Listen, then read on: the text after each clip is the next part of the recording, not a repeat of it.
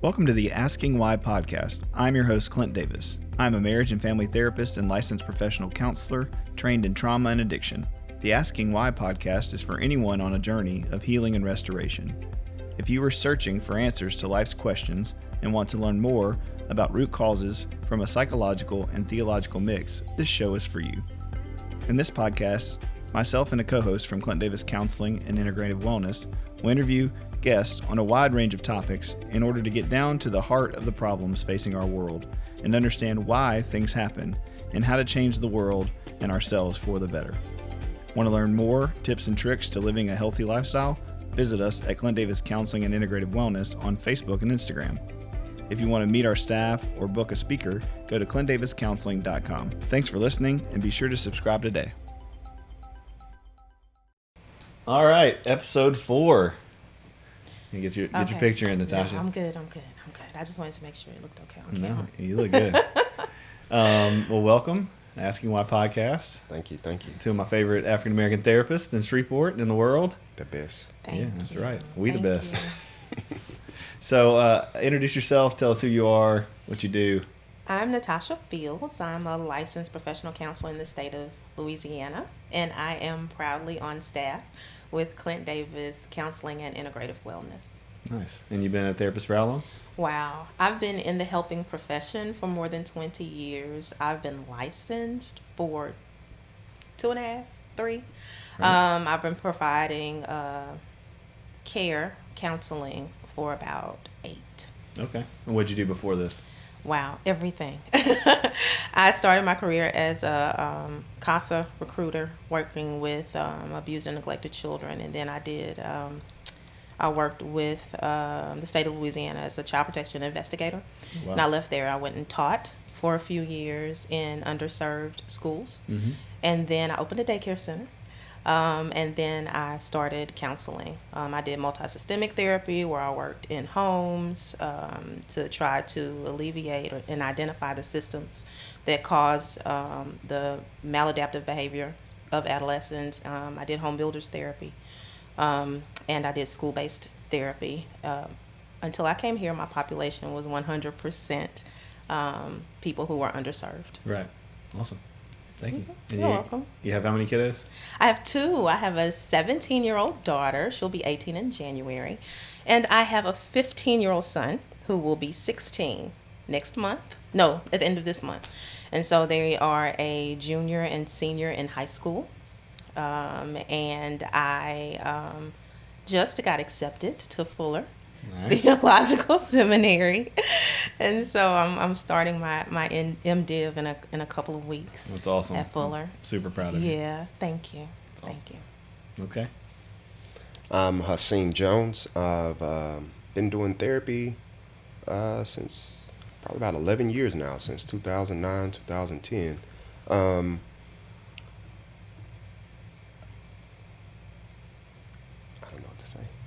Yeah, when did you get into it? So, okay. Yeah. So I got into. You do before this? So before I was doing therapy, I was working at Easter Seals, doing in-home assessments for our elderly and disabled population, just ensuring that they were getting the proper services that they needed in order to live in their home as comfortably as possible. Just trying to prevent them from going into the nursing home. I've also worked on 2 different college campuses. I worked at Navarro College in Corsicana, Texas, doing transfer counseling and just academic advising in general. Then I also came back to Shreveport and Bossier and worked at Bossier Parish Community College doing academic advising as well.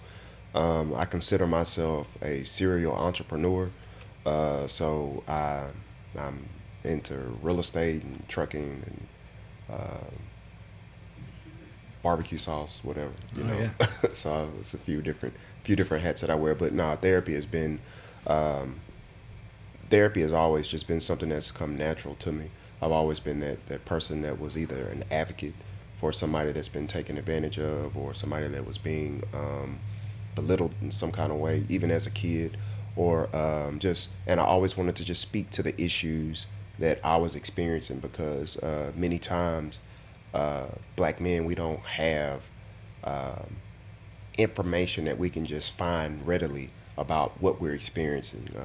There's just not a lot of research about it. So it kind of puts you in this unique space to want to understand why are we wired the way that we wired, and why are we wired the way that we are wired, and how do we adjust and cope with the things that we're dealing with on a daily basis. So my population, I've also worked in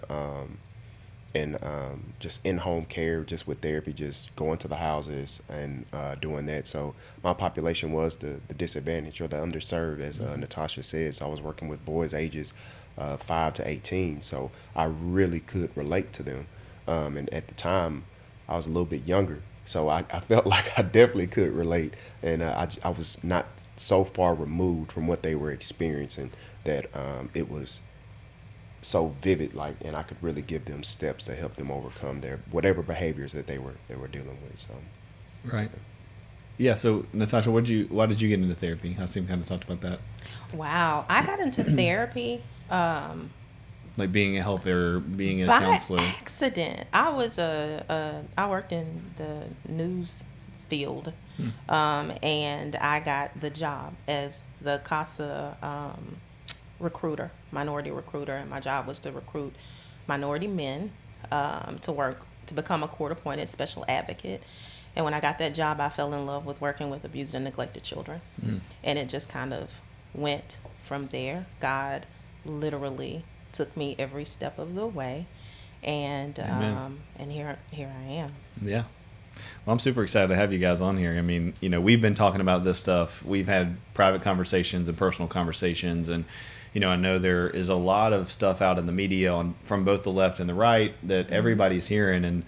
And as a white male who has worked in the system as a counselor, who has worked, I also did MST and worked in home for 5 years with the children's home, worked at the Methodist Children's Home in Ruston when I was in college. We all have similar backgrounds, but my experience being an African-American therapist is a totally, not there. And so I want to have a dialogue today about the things that everybody's talking about, but a lot of times they don't get a middle ground kind of view, or they don't hear it from a real person, right? They read a tweet and somebody reshares something, and, it's another white person sharing a tweet about something else. In my experience, that's who my people are. And just to hear kind of for the average person, what's a therapist, a person who's experienced not only being an African American in the culture, but also somebody who's trained, who understands neurology, who understands trauma, and then has worked in the field with these cultures over the years.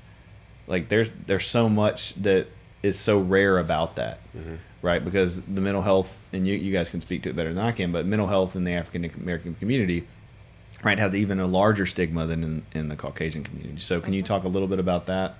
I'm actually surprised that there is still such a stigma, and because we are in the deep South, religion, we're in the Bible Belt, religion plays a big role in that. We still have the idea of Jesus will fix it all, Right. and it's still a new message to many people that we can have both Jesus and therapy. Right. I think the more that we promote it, the better the outcomes are, but it is still really vast. I mean, when I talk to people in the community consistently, I'm hearing, we don't believe in therapy, or why should we not go to therapy, or why should we go to therapy, or I feel like we can just deal with it on our own, or that kid's just bad, and not realizing what a role, how we're raised, what we experience, our chemicals imbalances plays in our life and our behavior. And so that's a stigma is still so much bigger than I really realize it is until I start talking to people. Absolutely. So for me, I think the stigma has been perpetuated through the black community just because we have grown up just knowing that we need to keep what's going on in this house because we're afraid of what may happen if something is exposed or if something is told about what's going on in this house. Basically just trying to keep everybody safe and protected. And as you can see, when the cops or when authorities are called upon black people, you were seeing just on camera, like people getting arrested or just being berated just because they're existing. So that what goes on in this house stays in this house mentality, I think that's something that's been in our community just from probably since our inception on being on this continent, just being in existence, just being private and being prideful. We're very prideful about what we have going on, and we're black people are very resilient. So because of that, we don't want to show any flaw. We don't want to show that there's a problem or an issue that I'm experiencing, because what we see and what we feel in the black community, I'm not speaking for everybody, but for a lot of people in the black community, is that you have to almost be twice as better as any counterpart that you have. Mm-hmm. You have to look the part. You have to act the part. You have to be the part just to get half of the part. And because of that, then we don't want to go and expose any of our psychological issues or any of our mental health issues with anybody, because we feel like it could come back to bite us in the tail. So I think what Natashia and I have been working on is just trying to, first of all, help people overcome the stigma and understand why that stigma is in place by informing them on what you're really dealing with, giving a name to the problem that you're dealing with, opposed to just being tired. No, you're stressed. Mm-hmm. And opposed to having a nervous breakdown. Yeah. I'm just having a nervous breakdown. Yeah. No, you're stressed out. Yeah, or you're having a panic attack. Or you're having exactly. Mm-hmm. And when you can actually give real terms to people, I think I've seen more black people, African American people, warm up to the idea of therapy, because now they have a true name and an understanding of what they're experiencing, and they know some people who know how to speak to that, so they feel comfortable talking to it. But I'll just be completely honest with you, there's so many people in our community that pass themselves off as counselors. Yes. And because of that, we don't trust them, because you're a counselor, but look at what you're posting and look at what you're talking about and look at what you're saying. Look at how you present yourself. You don't seem like a counselor. You don't act like a counselor, because counselors are supposed to be non-biased. So when you have people that wear this hat as a counselor, and then they're not, they are biased, or they share all type of inappropriate things with you about their personal feelings, it lets you know, okay, well, you're really not you're really not non-biased, and I may not be able to trust you. Because of that, I'm not trusting any counselor. Absolutely. And I think, as you guys are therapists, like, we're all biased, but there's a degree in which that comes out in the room, or that comes out in your social media posts, or that comes out in your political stances, that comes out in the meetings that you're in. Mm-hmm. There's a congruence that's important, right? That somebody's going to go, oh, when I see Hasim, he's the same at this rally as he is in the office, as he is at church. Mm-hmm. So I know what I'm going to get. Yeah. Right. And you're right. There are a lot of people, in the same way with being Christian, there are a lot of people who are, Christian counselors, or say they're Christian counselors, but like me and you have talked about, they have zero theological training. Right. And we did a, episode 2's on that, like, what does being Christian in America mean? And just because you go to church on Sunday and Wednesday doesn't necessarily mean that you have enough theology to tell a mom whose, husband died of cancer, why that happened, what that happened, to talk about racism, to talk about these things. Right. I was watching a clip last night of Louis Giglio, who's a big Christian pastor, and he was talking with Lecrae and somebody else. I can't remember who the other person was. Oh, the owner of Chick-fil-A, Dan Cathy, I think. And they're having a dialogue about this, and I don't know when this was. I'd have to look it up, but they were talking about white privilege, and he's called it like the blessing of slavery for white people, and he was trying to make it more palpable so that white people will listen and empathize and connect. But then he just got shredded for saying, for relating a blessing. And his point is like, white people have benefited from slavery. Right. And so there are things that white people, stand on, and systemic things that they stand on that have blessed them. Right. But it's like, God, it was twisted. It's like, well, God didn't bless them with slavery. Like, it wasn't a gift to them. Right. Mm-hmm. But it was, right? And in the way that he was saying it, it just got all twisted up. But my point is that the church sometimes doesn't know how to address these issues, whether it's the white church or whether it's the black church. And even in 2020, we're still really segregated. Yes. Right? I mean, we still have a black church and a white church, yes, predominantly, especially in the South. Yes. Whether that's a problem or not, we can talk about, but that's just a reality in which all of us live in. Yes. And so then you have all that to walk around and figure out. And It's complicated. Absolutely. It is. Absolutely. So one of the topics I want to talk about today, obviously, is Black Lives Matter. So when I say, I want to clarify that before we end, and through just conversation. So when I say Black Lives Matter, or when somebody hashtags Black Lives Matter, or when you see it out there, what does that mean to you guys as individuals? As an individual, the statement Black Lives Matter means that basically Black Lives Matter too.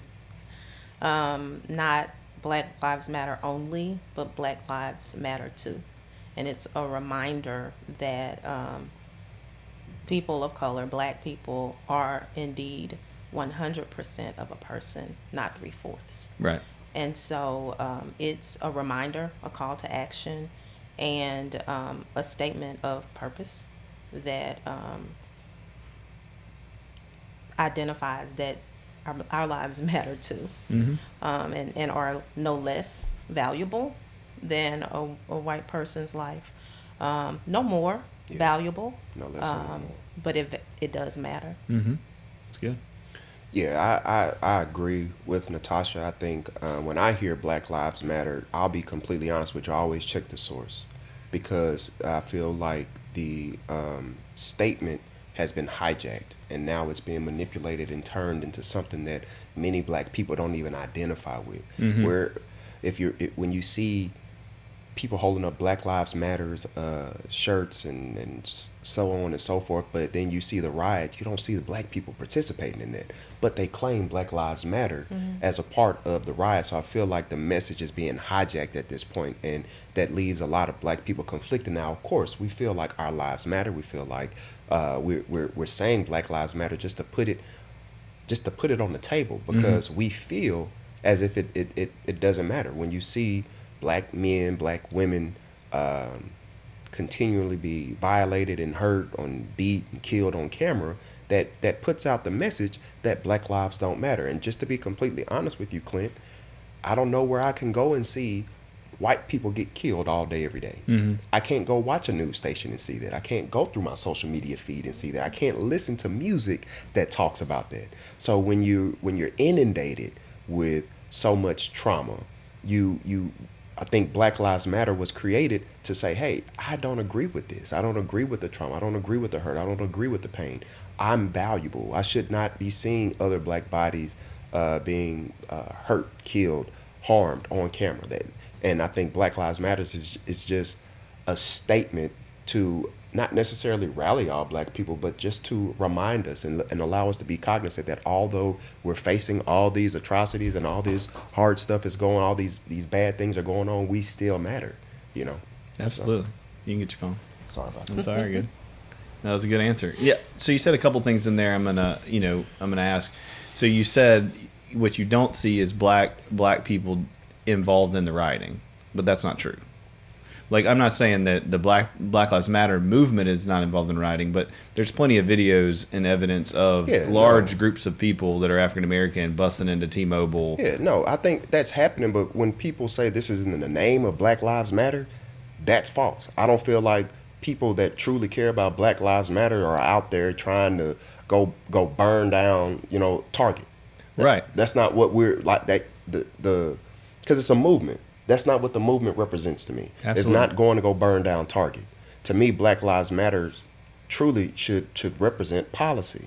If we're talking about Black Lives Matter and you care about Black Lives Matter, that means we should be soliciting our senators, our mayors, our governors, our congressmen, our presidents, our vice presidents to implement policy to protect Black lives, because that's what we feel like is not happening. Absolutely. So yeah, I get what you're saying. Because that's the argument, right? Is that we see this swing of left and right, and you hear people on the right, Black people and white people and Hispanic people. I mean, we're not the only culture in the world, right? It's not just this black and white issue. Of course. There's a lot of lives on the table. But the reality is that the media, and what I don't want to do is just replicate that conversation, right, that we're hearing. And Absolutely. Because people want an answer to, why is it that, you see a video of 15, young African-American kids breaking in somewhere, burning something down. And what you're saying is that is a minority of the movement of just the average African American person who's using Black Lives Matter as a platform to be heard, to address some of the systemic racism, some of the systemic violence, some of the historical, continuation of the echoes of slavery that are still currently happening. Absolutely. But it's not all or nothing. Like there are people who are taking this movement, especially kids and 20-year-olds, and they're doing really inappropriate things that no one who has a not no one, but very few Black Lives Matter actual advocates would say, yeah, that's a good idea. Exactly. Right? Exactly. Okay. So just clarifying that point. So did you have anything on that? Not particularly to add. No, I think you guys, pretty much covered it. Black Lives Matter is not, and was not historically what the rioting, the looting that you see on television. The protests, yes, they identify with that. But there's a big difference between the protests and the rioters are the minority, and have been publicly, rebuked for that behavior. And so I think that it's kind of unfair to say, okay, these black people are out there rioting and they're a part of the movement, and not look at the movement as a whole. Because and it's not just black people. Right. It's not exactly. just black people. And the movement, there was a movement before the protest and the riots. And so if we're going to look at the movement, let's look at it as a whole picture, and not just George Floyd was murdered, now they're rioting. Right. You know. And so I think if we look at the big picture of the movement, then we'll get a better idea of what Black Lives Matter is, what it stands for, and like I stated earlier, Black Lives Matter too. Yeah, no, that's great. I mean, I think that's a perspective people need to hear, is us breaking down, the differences. Because I saw a meme that was pretty funny. It was this white kid, and it was Target, and he had this Star Wars Lego set, and he was like, I want to know what's going on in this kid's life that he risked a pandemic and a riot to get this Star Wars Lego. But that's the kind of stuff, right?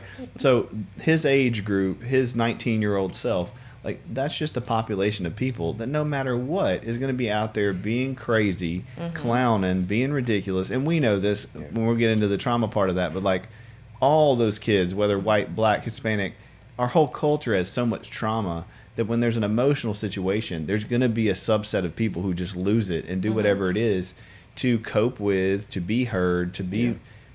but that's not the way to do it. Yeah, right. Exactly. But you also have people that are just sitting on the sideline waiting. That are ticking time bomb, waiting for an opportunity to get out there and to let some frustrations out, or to violate somebody. You do have people that don't align with either movement that just say, whenever there's an opportunity for me to act out and to do something bad, I'm gonna do that. Yep. Right. So the protests and the marches that just provided the perfect atmosphere for me to mix in with the crowd, and regardless of what I may be here for, I know I'm about to go bust this window. The protests, the marches, and the current underlying climate of racism in the United States. Absolutely, it's and the perfect atmosphere. We have to identify that racism has been verbalized more recently. Not that it hasn't always been there, but it's more blatant. It's more verbal. It's more in your face. It's more, I don't care who I offend. This is how I feel. And that's from all races. I'm not just saying that's just from white people. That's from everybody. And so when you have the blatant racism from all sides, and then you have televised deaths, and I can't get into if it's murder, killing, it's just televised. Well, we're going to talk about it. Then that is just kinder for a blaze. So that's the question, and we talked about this before. So part of the problem that we were saying is Hasim, you said I can't take it. When I've talked about it, when we talked the other night, you're like, well, I'm going to watch this, and you're like, I can't do it. And that's all of us. There's certain things we can tolerate and certain things we can't, and then once we're so saturated, we just can't deal with it anymore. But the media and what they choose to portray, right, versus, like you said, I can't go anywhere and watch white people get killed.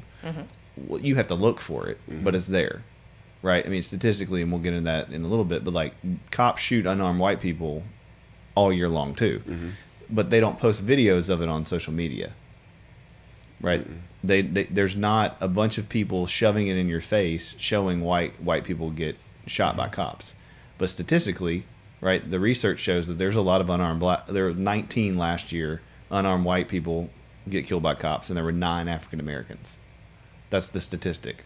I don't know how accurate that statistic Yeah, is. because that's not the. I saw some statistic last night, and that's not what I saw. Yeah, go ahead. And it was that the statistics that I looked up last night, and I did not bring them, all said that black people are arrested, face brutality, and have negative interactions more than any other race. Oh, absolutely. Yeah. I'm just specifically talking about unarmed shootings. But the problem is that we can't. I don't have the capacity to specifically talk about the unarmed shootings. Does that make sense? Yeah. And this is why these are hard Yeah. conversations, Yeah. right? Which is why we're going to have them in a safe space. But I'm just playing the idea that the only thing I'm addressing is why you don't see those shootings. You No, don't see those shootings because It's not because they don't happen. Like you just said, Right. well, I can't see a video of a white guy getting shot by a cop unarmed, but they the happen. the reason you don't see those videos, and I'm sorry, Natasha, No, go is ahead. because the value that's been placed on black lives. Exactly. In our society. You can't go around and just see videos of kids being killed. You For sure. can't go around and see videos of elderly people getting killed. You can't go around and see Asian, people get you're not seeing that on your news. So the fact that our society has not placed the same value on a black person's lives, that's why you're able to see it so openly and freely. Whenever you want to just Google it, you can see 15 or 20 murders of black people, whether it was done by a police officer or whether it was just captured on camera. But you're not able to readily and available see any other demographic of people be murdered, be shot down, be killed on camera. So when I hear Black Lives Matter, I think it speaks to that. My life matters. Why are you showing my last moments for the entire world to see? Yes, and that's the exact question that I have is, you're right. The problem is that the media doesn't value your life either. Yeah, Like they're yeah. using it as a tool. Yeah, the media doesn't care about Black Lives Matter, All Lives Matter, Blue Lives. They don't care. They care about ratings. Yep. So when I think, and for us being black, we are so on edge, and I think our entire country is just on edge right now. We're just on edge, period. So anything that's going to be eye popping or eye gouging, that's what the media is trying to put out there.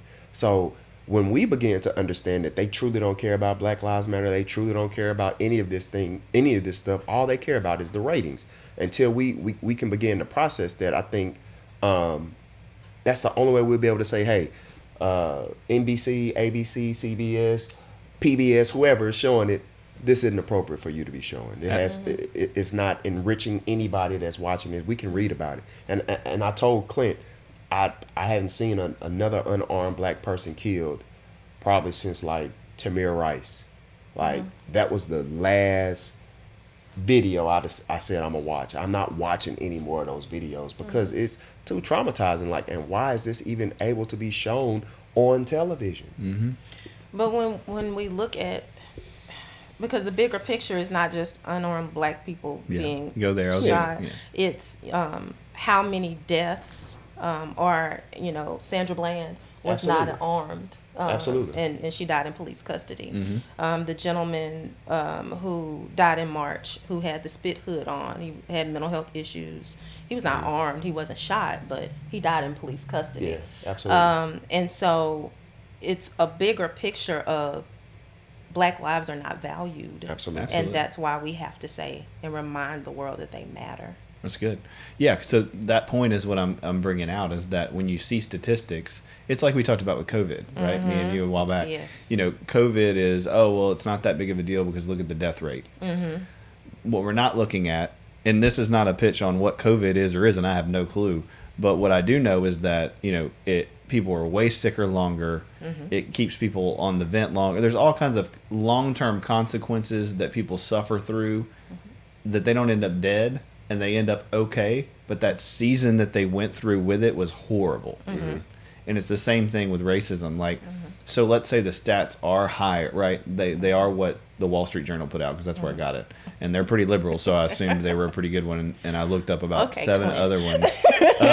But my point is that you're right in the sense that anybody can take statistics and manipulate them to look at. There are more white people in the country. Yeah, absolutely. Yes. So of course we're going to be higher.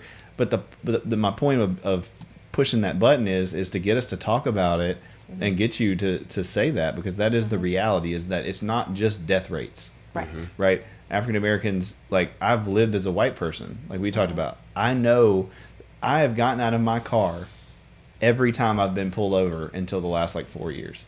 Like, I get pulled over, like, especially when I was in high school, I just hop out and walk back with my ID. I'm like, what's up? Smile, try to get out of the ticket.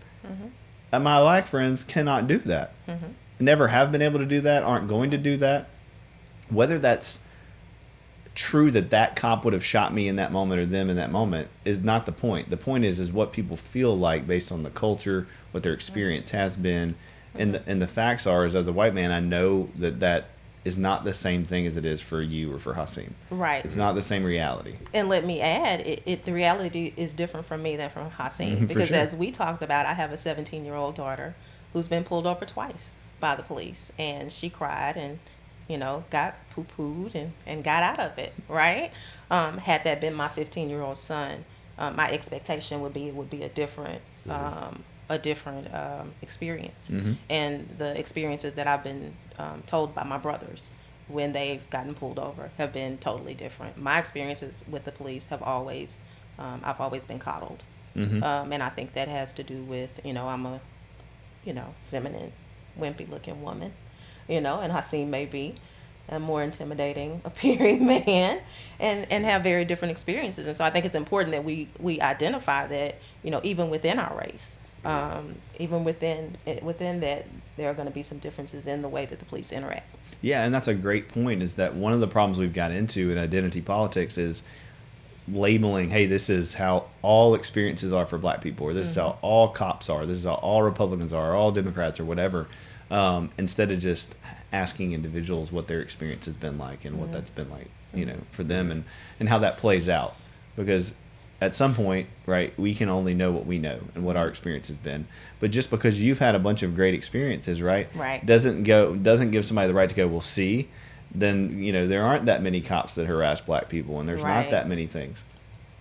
But that's what we're seeing right now is somebody will post a video of an African American person agreeing with their right wing, politics. And they're like, see, it's all right then if this black person said it. Right. Yeah. And I'm Candace Owens says it's the truth, and all black people agree with it. I'm not today. But I'm just saying that there is a big difference between black female interactions and black male. Yeah, absolutely. And I think it may a lot have to do with the alpha male thing, the appearance of being a threat. Absolutely. I don't know if it has to deal with that or not, because you could see some smaller African American men that still get treated, the same exact way. I just think black men in our society have been demonized. We have been made to look as if we're this animalistic creature that's only out to rape, steal, and pillage, and pulverize a community for so long that's embedded in so many people, like white people's head. It's just embedded that black people are inherently bad and going to do something to you. So because of that, just give it time. Yeah, that just over. If you wait long enough, they're going to do something. Absolutely, you know what I'm saying? yeah. So, and because of that, well, when I have an interaction with a police officer, that's going through his head. Just like when I watch the news and I see another unarmed black, I'm changing it because I don't want to hear it. I'd rather just read about it than visually see it. But that's all those things are going through his head because that's what he heard from his dad. That's what he heard from his granddad. That's where his great granddad told him, and so on and so forth. And then you had images out, and this, the media, every depiction of black men, you always only seeing them when they're arrested. If we just watch the news, we happen to be in a majority black city in Shreveport, so you do get some balance. But in most cities, the only time you see black people on the news, if they're not asking for money or doing something regarding charity or community service, it's when they're getting arrested or when they did something bad, when they're stealing. So those messages continue to be shot out throughout the entire country, and to keep that demonized thought or that demonized vision of black people perpetuating just for years and years and years. So yeah, the media plays a big role. So I don't know if it has to do anything with you being a woman. I just think if you're getting pulled over by a male officer, they may not be as intimidated or feel like they could assert their dominance, you know what I'm saying, in that situation. With me, they may have a fight.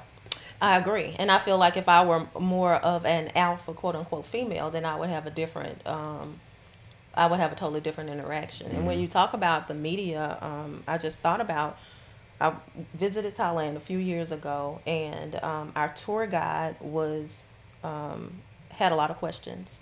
And he told us that the only thing that they knew about black people, about people of color, with a group of black women, was what they saw on television. Absolutely. And it was all bad. Absolutely. Absolutely. And so that piggybacks on what a major role the media plays in people's perception. Yeah, and that's kind of my point is trying to figure out what the truth is and what the facts are versus what's being presented to us and what people's agendas are.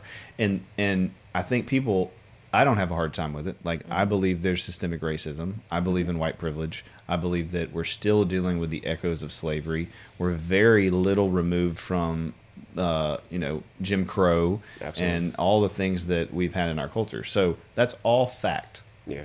The question that I always have as I treat black people as a counselor, as I'm working with you guys as friends, as coworkers, is like you asked me, what should I actually be afraid of? What are the facts for my 16-year-old son? What should I be afraid of?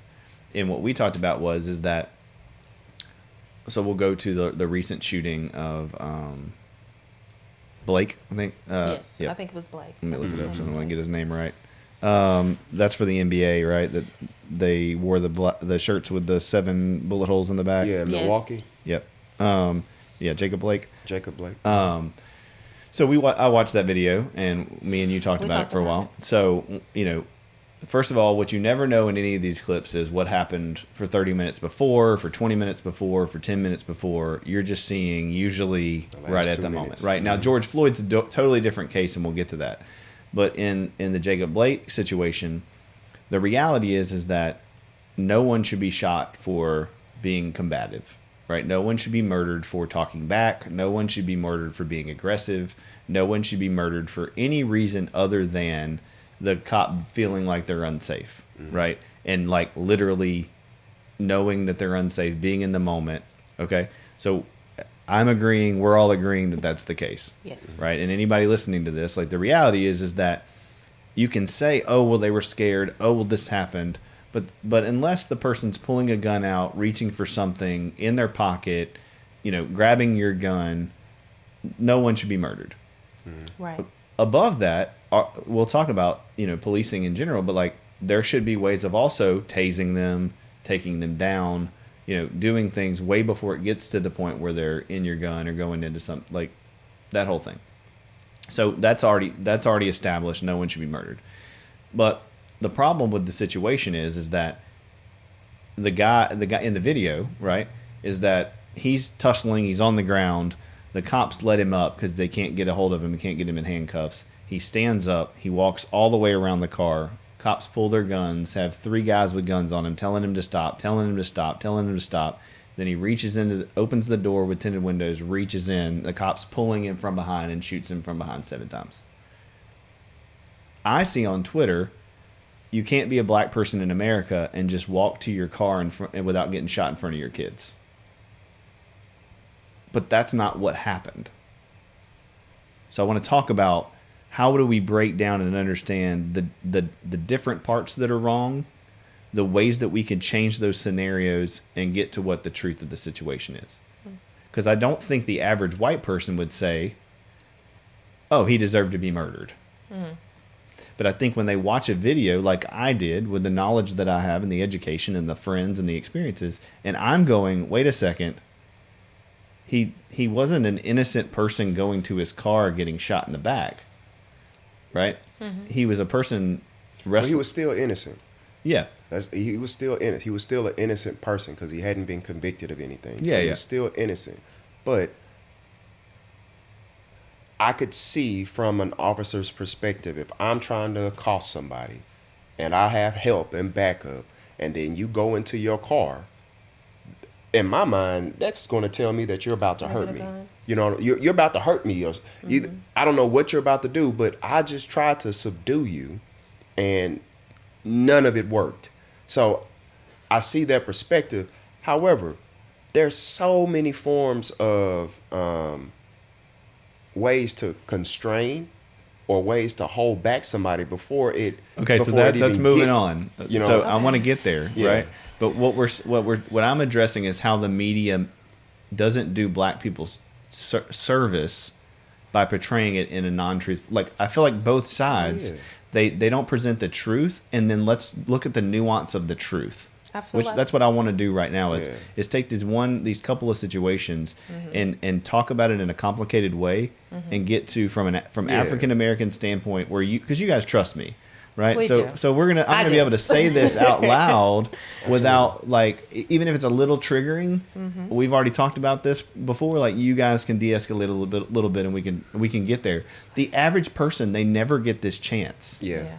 Right? Because they don't have real close black and white friends that they can talk about this. And y'all can't sometimes talk about this with other African Americans to find the nuance because you immediately get called whitewashed. Yeah.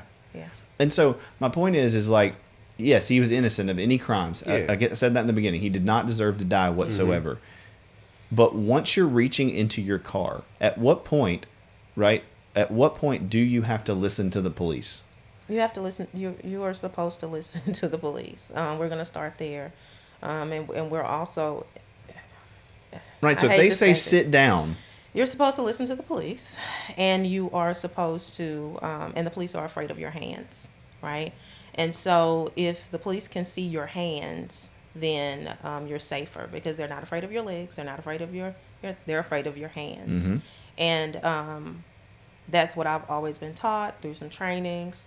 I believe we all agree that no one should get shot for going to their car. But we also have to agree that there are people of multiple colors who are officers and they are risking their lives. And so the concern when we talk about the media as it relates to that, it's what's the outcome. I mentioned earlier that I started my career working in media. It's about ratings. Right. It's about the next best thing. One of the reasons it was easy for me to leave that career was because it was so soulless, to be honest, and so cutthroat. And so when you have people who are only concerned with furthering themselves, we cannot trust them to support our movement. But still, had that been a white man, for sure. but still, a white man went in and murdered people in a church, and they got him a hamburger on his way to jail. For sure. And so if we identify that they need to see your hands, but that does not preclude the conversation about the ridiculous amount of racism, Absolutely. the police brutality. Yeah. So the point you're saying, not to cut you off, but the point you're saying is that, and I'll say this as a white man. Yes, I can get away with going into my car way more often than a black person can. 100%. That's the racism issue. Yes. Or one of them, like one of the points. So that's the problem with the media, though, is that they should just say that, right? They should give both sides of the situation and say, okay, he needs to comply. But even when you don't comply, white people who don't comply don't end up getting shot as much as black people do. Right. That's the truth. But it's still, there's two parts to it. It's still a compliance issue on what do we do to help black people not get shot? Why are they not being compliant? Right? In these videos that we've seen, that I've seen, that have been the top news stories, in the large majority of them, someone's not being compliant. Someone's not letting a cop handcuff them. Yeah. Someone's fighting. Someone's being aggressive back. Now, that is on video. Like, there's no arguing that that's the case. So what do you think the problem with that is? Let's just play devil's advocate. So why aren't black people being compliant? Was there does anybody know if he had a mental health issue? Does Sure. anybody know that he could have been having a manic episode, or he could have been delirious, or anything? We don't, because we said you don't know what happened those 10 or 15 minutes before. So why isn't he being compliant? We don't know. You know, that's something they're going to have to figure out in court. You know, they're luckily, you know, he's still alive and he gets an opportunity to share his side of the story. But we don't know that, and I don't think that's the media's job to even tell us that. The media's job is to get your attention. And I'm going to put something out, and I just want to see where you're going to go with it. That's their total job. And until I think Americans become aware that that's happening, that they're not here to tell you their entire story. Right. They're here to get you just in real quick and capture your attention and wow you, and then try to move on to another story that may calm you down a little bit, then wow you again. Like that's the roller coaster they want you to go on in the media. And I think what happens is so many people are not informed of that about that, and we get emotionally tied to the story, and we believe everything that we see. Go ahead. I was going to say, we have to understand how important our emotions are, because even, you know, as a professional in a room with two people I truly trust and believe have my best interest at heart, I'm, you know, on the inside kind of coming unglued to even have this conversation. And so if we look at me sitting here with my experience training with people I trust having this conversation, imagine someone who has not done any emotional work, being in a situation where they are consistently traumatized or re-traumatized, and then getting those images. Yeah, absolutely. And so having these hard conversations is how we find solutions, and it's both, right? It's my question of what's the issue with defying police, right, with not listening. And I think you're 100% right, Hasim, is that you have to, you know, cheesy as it is, ask why is that with African American culture, and that goes back to roots of slavery, roots of poverty. Why are so the question is like, okay, white people are more compliant. Well, why is that? Well, they have more education, they have more support, they don't have a history of slavery and trauma. Exactly. So why are black people not compliant with the police? We inherently just don't trust them. Right, absolutely. We don't trust the police. We don't trust the police to serve and protect us like their moniker is. So because if we just look at the history of the police were created to go and capture slaves that ran away. So that was the whole purpose of even creating the police to this day. Now it's morphed into something different, you know, but you still have some of those underlying, you know, seated issues that is why we have the police in the way that they're policed. Like they shouldn't even be policed in the same way. But black people just have an issue with trusting the police because over and over that mistrust has been not only well documented, but it's been driven into our homes, into our families, into our personal lives over and over again. So we don't trust the police. We don't know what your intention is. I know so many of my just black male friends right now, they tell me, I don't know what I would do if I was pulled over by a cop, because I've seen them kill black people for doing just about anything. You got shot inside of your car. You know, Philil Castile was shot inside of his car after he alerted the cop that I have a gun, and the cop asked him to get his gun. He was still shot. It's like, well, what do I do? What do I do? Because I have guns. You know what I'm saying? I ride around, like some of them ride around with guns, and they're like, I don't know. Should I tell them that I have a gun, or should I just pray that they don't search my house, my car, and you know I can just get away? So we're truly conflicted.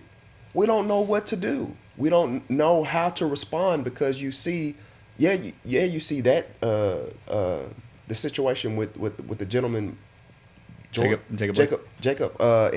in Milwaukee, but you also see, you know, so many other situations where black people just aren't doing anything, or we're trying to run away, like the elderly gentleman in South Carolina a few years ago, just trying to get away because he's scared for his life, which I feel like every black person is probably scared for their life when they encounter a cop. You know, depending on where you are and depending on who it is, you're scared for your life. So that's an automatic response. You know, if we're talking about fight or flight. Right, exactly. You know, but Well, explain that a little bit for the average person who doesn't know what you're talking about. So fight or flight is it's an automatic response that our brain kicks on and turns on whenever you're encountering a dangerous or a scary situation. So you have a response. Either you're going to sit there and fight your way through it, or because you're so scared by it, you're so alerted by it, you're deciding that I'm going to run away from this. So when you see black men running away from the cops, a lot of times it's not because they are doing anything bad.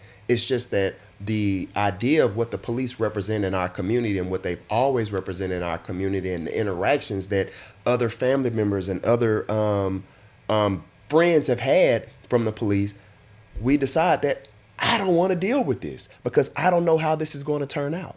Right, and you're not rationally thinking about the consequences in the moment, right?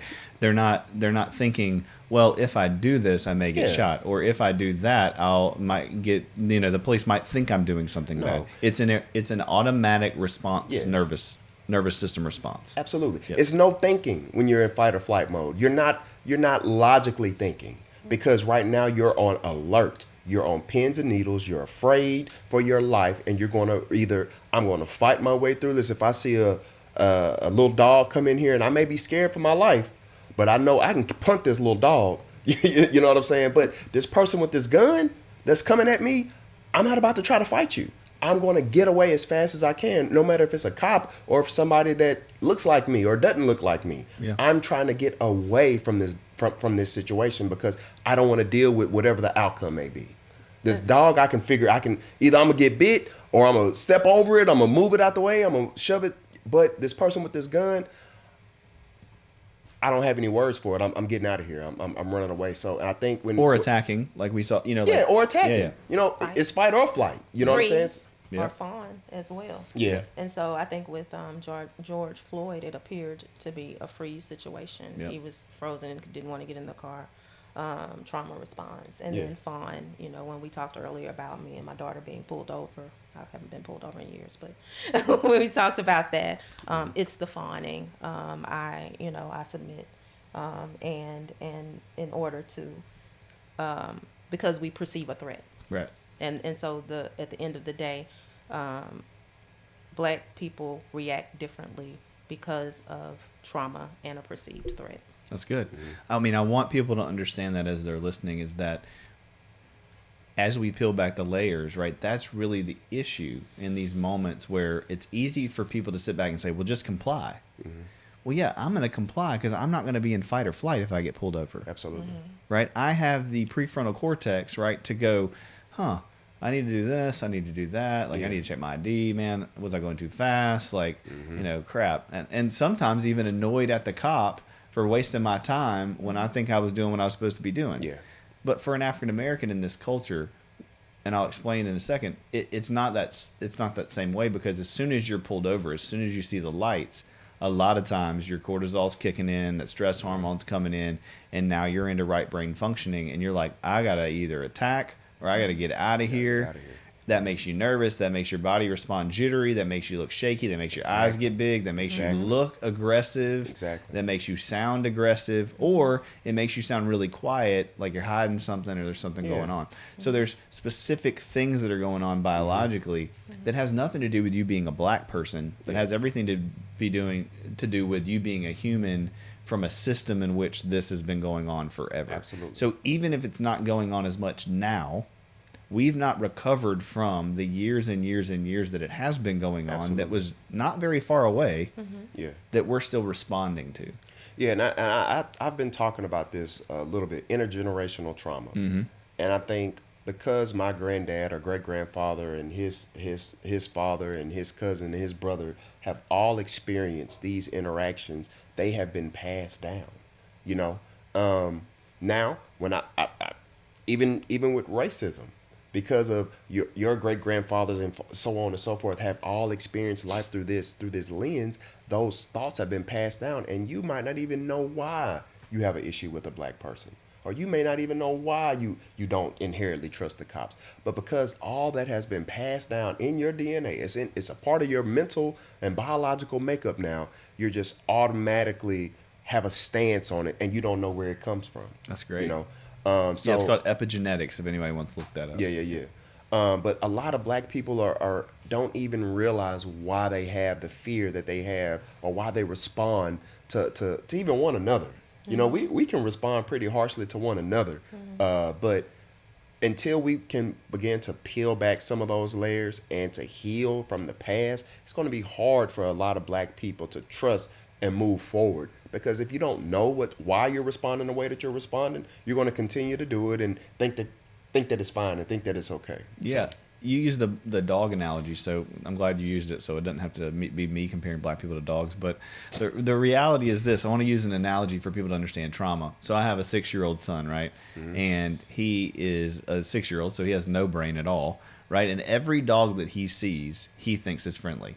Well, actually, he doesn't even think. He just runs and goes to pet them and get in their face and that, you know. And I'm trying to teach him, like, hey, you got to ask. Please ask to pet your dog. Is your dog friendly? Not all dogs are friendly, right? But in his world, that's the case. If he got bit by one of those dogs, just one time, right? What's his response going to be to the next dog? he's not going to trust them. No. Now, is that rational, or are the large majority of dogs bad? No. Not. He's already pet 100 dogs so far and never been bitten. Yeah. Right? So if you're a black person or you're a police officer and your experience is, I deal with lower SES black people, and every time I go out, there's crime, there's violence, there's shooting, there's these things. Absolutely. Right? Then the next shift, I'm assuming for my protection, rational or not, everybody's bad. Absolutely. The same thing is flipped for a black person. Every time you're getting pulled over, this is one of those chances for, George Floyd or whoever that's going to happen to me. Not only has it happened to me, I just literally watched it before I left and got in my car because the media is pumping it down my throat. Absolutely. So now it's when we're talking about trauma, the problem is that people throw these facts out, right? They're like, oh, well, there's only been 8 people killed last year unarmed. There's not, like, why are you scared? Mm-hmm. I mean, that's kind of people's stance, right? It's like, let's look at the facts. There's only been 8 black people unarmed shot last year. Why are you scared? And what I want people to hear is that it's not the death that's the problem. It's the entire history of the culture, the abuse, the bullying, the being pulled over, the being judged and criticized, the being treated differently when you go in gas stations and stores, when people cross the street. There's all these things that don't kill you physically, but that kill your soul and that kill your brain and that form neuropathways and habits, to where that all culminates in, I just get pulled over, I've had a bad day, I've never gotten therapy in my life because of slavery and the history of racism and the culture of stigma of black people that we talked about earlier, and now I'm here and I'm supposed to just be calm? Yeah, it doesn't work that way. Now, I'm not saying that gives the guy the right to defy police officers. I'm saying we have to look at the overall. It's a bunch of problems in order for, in my opinion, as a therapist, for people to not be defiant to police. They have to get trauma therapy. Yeah. They have to recover from and learn how to be in fight or flight and be rational. I mean, that's a big weighty task that we have. Yeah. Does that make sense? That is. Absolutely. It makes perfect sense. And I think that one of the biggest tasks is reducing the stigma, eliminating, the stigma of mental health care, and helping and educating us all on trauma and what trauma does and how it affects the brain and how it's something that we probably all deal with. Normalizing it and understanding why therapy is important and why we do the things we do. Absolutely. Because education will help normalize and hopefully cause some healing. For sure. Because I think, the media, when they say things like, you can't walk to your car without getting shot in front of your kids, when that's how they portray the Jacob Blake situation, I think that puts people in, like you just said, it puts you in fight or flight. Absolutely. And then it's killing more black people, right? It's this, whether real or not, perceived situation in which I'm already in danger because now there's a narrative in which I can't even walk to my car. Okay. When the reality isn't that, right? The reality isn't there's a bunch of videos of 19-year-old black kids walking from Target.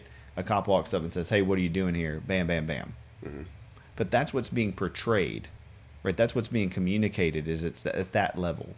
I'm not saying it's not at a horrific level on other things, but it's not at the level in which you're getting bombarded with videos of people being compliant and getting murdered. Yeah. That does happen, but 1 or 2 videos in 1 year is not enough that logically people should be terrified that they're going to get murdered by the police. What's added to it, though, is the interactions and the non-death violent situations that happen, the treatment, and that's what I want people to hear, and I'm validating for you, is that it's not just, oh, did somebody die or not? Yeah. Right. The fear doesn't come from just going, oh, well, statistically, it's the same thing as a car wreck victim or the dog bite victim or the whatever. It doesn't matter what the statistics are and if you got bit. It's all the experiences you've had up until that point. And we've got to heal from that. I agree. And also looking at the whole picture, because it's not only about them shooting, it's also about the unexplained deaths. And then we have the history. I think that when we look at the whole picture, of course, we should be frightened. Of course we should be afraid. Absolutely. But if we just want to look at if you comply, you're more likely than not to get killed.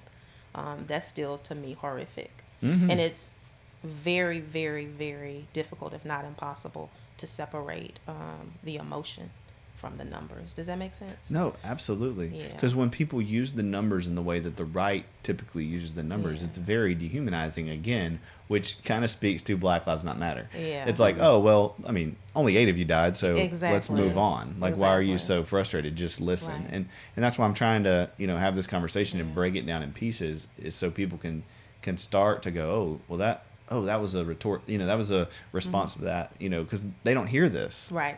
I mean, as far as I know, I don't know if y'all have, but I haven't listened to too many YouTube videos or podcasts where we actually talk about this, because like we're saying, it's triggering just to talk about it with people that are safe. It is. Absolutely. Like, people need to understand this. Like, we see each other every day and are really good friends and have already had these conversations that we're now just having live. Multiple times. And we're all anxious, sitting here sweating. So Yeah. how do you think you're going to have this conversation with some random person, Yeah. in your church or in your whatever, and like, well, and not even change their mind, but like be able to finish it. Right. Yeah. And be able to be authentic. Because part of my fear in having this conversation is being able to be honest and not be judged. Absolutely. Right? Be honest about, okay, if the police are afraid of your hands, and not be judged. Well, she's saying that it was okay. No, I'm not. But I am stating a truth that the police are afraid of your hands. Absolutely. From what I, have been trained on. Absolutely. And to not do that doesn't do justice to the fact that the cops that are out there, let's talk about that just for a second. The large majority of them aren't waking up in the morning and going, I'm going to kill a black person today. Right. I don't think anybody in I hope very few people in the Black Lives Matter movement, and we'll get to the actual website and all that stuff. Okay. But you guys, the average people think that there are people who are just like, I'm going to kill a black person today. No, I think they're scared. Absolutely. And I do. I think that they're afraid, and I think that because African Americans have been, and black people have been dehumanized, they don't see them as totally human. You and I had a discussion, I don't know when, about war and how wars were won because people were dehumanized. Yep. And so that made me look a little bit more into that, and it makes sense. It's a little easier to shoot a black person because they have been dehumanized by the media. It does not mean that the intent is always malicious. Right. Does that make sense? Or even racist. You know what I mean? It's racist because Yes. ethnicity comes into it. Right. But it's not necessarily that guy outside of that moment would be like, oh, this is a black person, and so I don't trust. Like, they're not thinking rationally either. Not always as a whole. There are some. Oh, absolutely. Yes, but as a whole, not always. We just can't. Because there are, police officers of all races, and I know they're scared. I have clients who are police officers. I know they're scared. Yeah. And so that kind of puts another spin onto it. And it's hard because you're like, well, how are you scared? You got the gun. I mean, that's the argument, right? And so, I mean, they're doing a dangerous job. Let's just be completely honest. I don't know too many people who risk their life on a daily basis that don't go into that job with some sort of fear in order to do it, because you have to be on your A game. Yeah. Every time you're in there, whether you're a doctor, whether you're a nurse, whether you're a truck driver, it could happen. So you have to be aware. So that I think there is some natural fear that goes into being a first responder, that goes into being a police officer.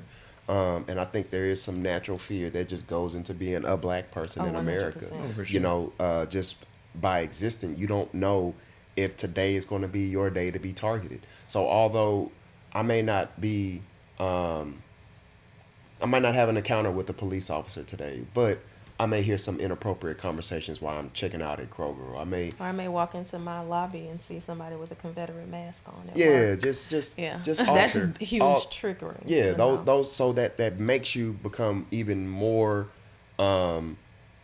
suspect of just any encounter with any other white person when you're already been primed your entire day. You might have seen 5 Confederate license plates on your way, and you're like, dang, and they're just talking about these monuments, which, I mean, I understand. Then you arrive, and so we talked about earlier safety. We talked about the police officers having to have finding safety in the stance of looking at a group of people as criminals, because that's where they find their safety. But as African Americans, I can't speak for all, but I can speak for myself. There is safety in assuming that the white people that I encounter are Trump supporters, and far right, and not loving or kind or open to black people. There's safety in that, because then I don't give you the opportunity to hurt me. Does that make that's sense? such a good point. Yeah. Yeah, and again, I know you. So, Natasha, you're not saying that's right. No, I'm not. We've talked about this. Yeah. No, I'm not saying that's right. Yeah. But I'm saying that out of trauma, you adopt what makes you feel safe. Generalize. You generalize. Yeah. Yeah. Yep. And so, no, I'm not saying that's right. I'm saying that I'm explaining the behavior. Absolutely, it's good. Yeah. Yeah, and I'm not saying that's my behavior. I'm explaining the behavior. But it's just coping. That's a lot of black people's form of coping. It's better for me to assume the worst and not get hurt, right? Because I can avoid you. I cannot interact with you. I cannot look at you, and we don't have to have an interaction, because then I won't get hurt or I won't have to defend myself. Exactly. So I'm just going to cope by just knowing, okay, this could be a racist person, and I'm not going to even engage. I'm not going to even give them my time of day in order for me to go about my doctor visit, or for me to go and get my groceries, or for me to go and pick up my prescription or something like that. I just have to just assume that, let me just ignore this and not deal with it, Exactly. Yeah, and I think the point that I'm making is, or want to make, is that that's just the human condition. Yeah. Right? That's not unique to black people. Yeah. That's my condition when I'm dealing with things that are traumatizing to me. Yeah. Right, that trauma is superseding race and gender Absolutely. and ethnicity and all of those things. It's and that, I think, to find empathy, people need to realize, look at your own life. Exactly. And the things that have been dangerous to you. It's not dangerous to everybody. Exactly. Right? If you've been in a car wreck, I never worry about driving. Right? I never get triggered at a red light. I never get flat. Like, somebody drives by fast, I'm not racing, pull over, I got to stop, or chase them down and cuss them out. I've been in a car wreck, but I've never been in one that was traumatic. Right? But a person who's been in a car wreck, they're jumping at everything. Now, am I supposed to just be like, look, suck it up, stop worrying about it? Let's look at statistics. Only 2% of people get in bad car wrecks, so you shouldn't worry that you're going to get in a car wreck. That's silly. It doesn't matter, right? If they don't recover, if they don't get therapy, it doesn't matter if it's 2%, 0.001%. All cars are dangerous. Absolutely. And that's been African Americans' experience throughout the country, is that they have been in a lot of car wrecks. They've experienced cars being dangerous a lot of different ways. Not all those cars killed somebody, but a lot of those cars bumped into them, scraped them, ran them over, pushed them out the way, or somebody they knew. And now we're sitting in 2020 looking at statistics and going, well, look, the stats don't match your level of fear. Right. So you're wrong. And I think you spoke to a really good point right there. You can be traumatized not only by what you experience, but by what you see. You can be traumatized by if I see Natasha have a really bad interaction with somebody, that's going to trigger me. And next time I see that person, I'm not dealing with them. I'm completely checked out on them because the way they treated Natasha. So you don't have to have had a racist interaction or had to have a police officer treat you, horrible that day. If you've been experiencing it, the news, if you've been experiencing it through social media, if you've been experiencing it through newspapers or just through your family members telling you how this has happened for years and years, well, now you are traumatized. I feel like most black people have PTSD or some form of it. So I wanted to get into that. I do too, but I think y'all know where I'm gonna go. Most people have PTSD. Yeah. We act like it's like this rare thing that people have. No, but I if think you we look are. at the diagnosis, which is what you just named, the first stance is you or someone you love has Exactly. experienced an event that was scary, that was near death, that was overwhelming, and then a bunch of other things right Absolutely. underneath it.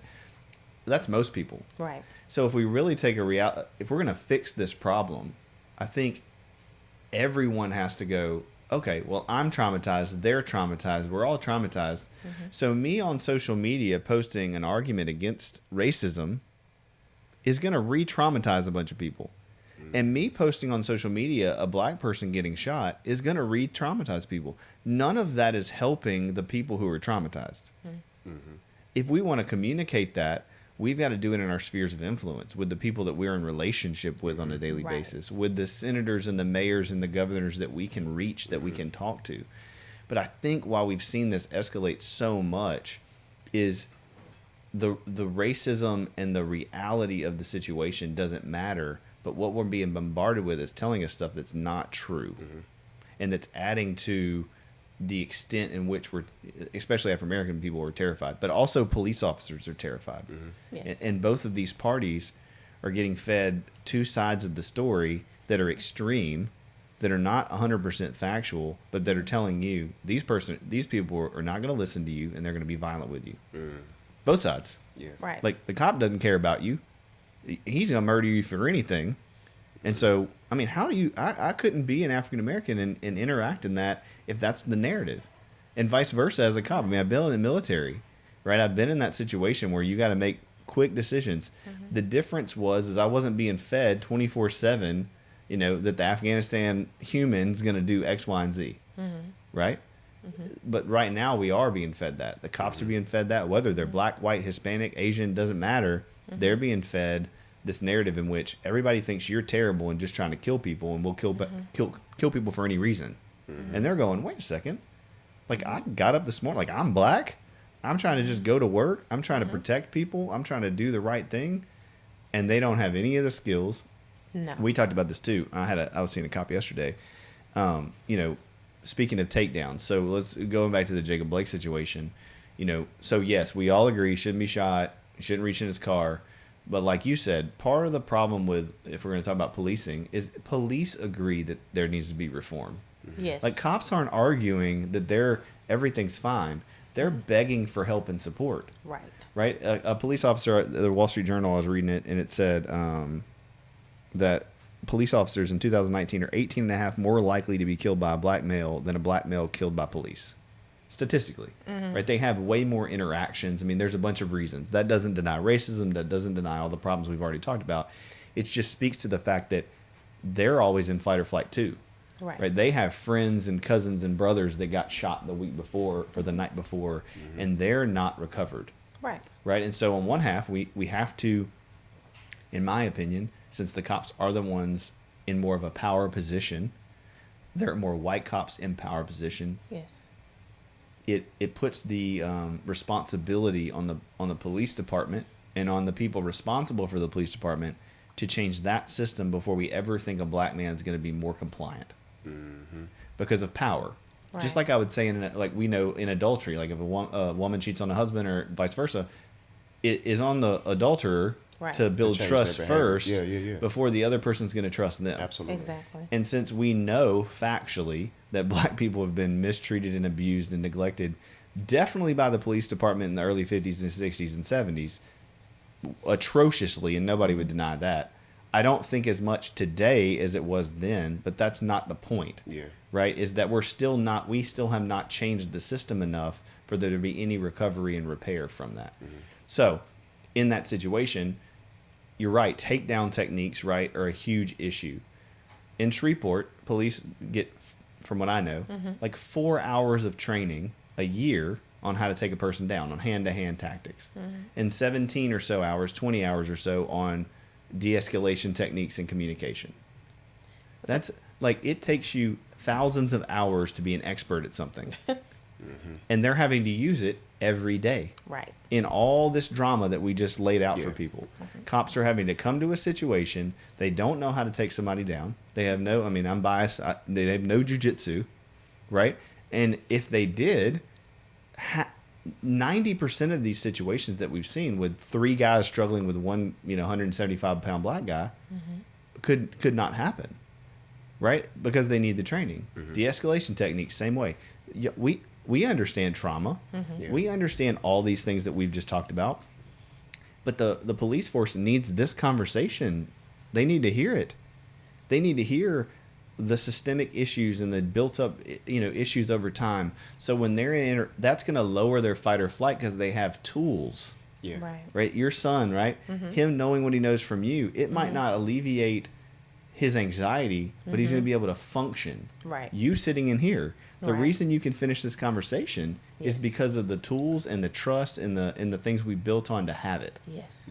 The police have to have that with the black community, but they have to have the support and the funding and the proper training to be able to do that. But I think police, just like first responders, just first responders and just military, they have the same mentality of what goes on in this house stays in this house. Because I don't want to lose my job. I don't want to lose a potential promotion.